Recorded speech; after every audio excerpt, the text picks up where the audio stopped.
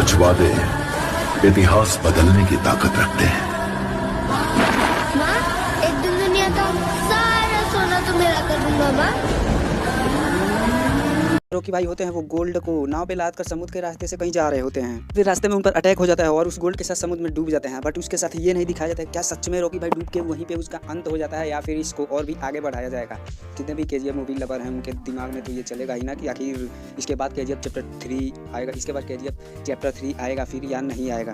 तो जी यहाँ KGF chapter 3 आने वाला है और इसका जो है टीजर की जो स्टोरी है वो आउट हो चुकी है। आइए हम आपको बताते हैं कि इस टीजर की स्टोरी क्या है इसमें, क्योंकि इसमें एक बहुत ही बड़े एक्टर की ग्रैंड एंट्री होने वाली है और वो हुए अपने अल्लू अर्जुन सर। यानी कि अब सोचो भाई यश और अल्लू अर्जुन दोनों मिलकर केजीएफ चैप्टर 3 में पूरा धमाल मचा देंगे।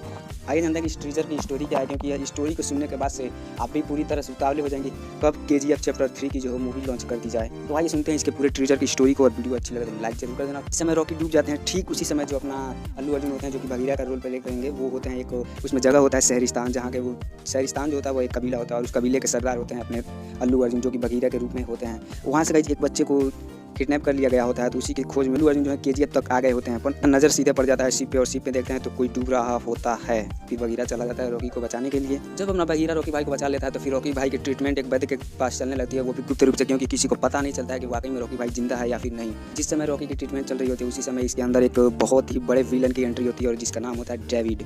जी हाँ, ये डेविड का रोल प्ले करेंगे अपने सुनील शेट्टी सर।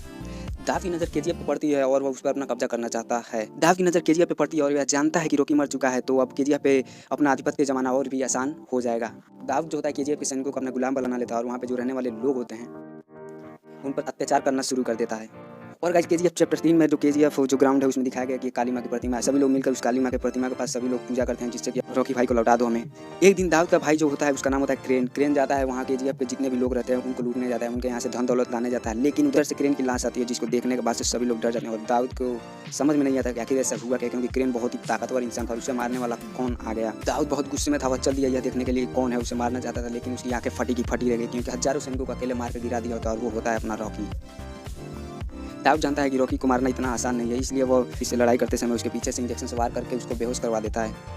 अब रॉकी के बेहोश होने के बाद भी दाऊद के सैनिक काफ़ी मारे जा रहे थे, उसके आदमियों की लाश पे लाश गिरती जा रही थी। दाऊद को समझ में नहीं आ रहा। तभी दाऊद के पास खड़े एक बुजुर्ग आदमी जो कि दाऊद का हर समय साथ दिया करता था, उसने उसको समझाया कि जो आ रहा है वो है किंग ऑफ शहरिस्तान और मौत का दूसरा नाम बगीरा।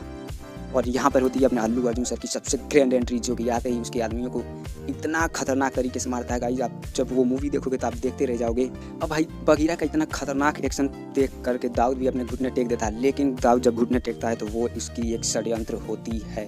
तो गाइस जरा सोचिए इसमें अल्लू अर्जुन यदि केजीएफ चैप्टर 3 में आ जाए तो क्या ही धमाकेदार मूवी होने वाली है। सब्सक्राइब जरूर कर लेना और कमेंट करके जरूर बताना कि कैसी टीजर की स्टोरी या फिर पूरी मूवी की स्टोरी आपको बता दूँ कि क्या क्या होने वाला है। मिलते हैं नेक्स्ट वीडियो में, तब तक के लिए जय हिंद जय भारत।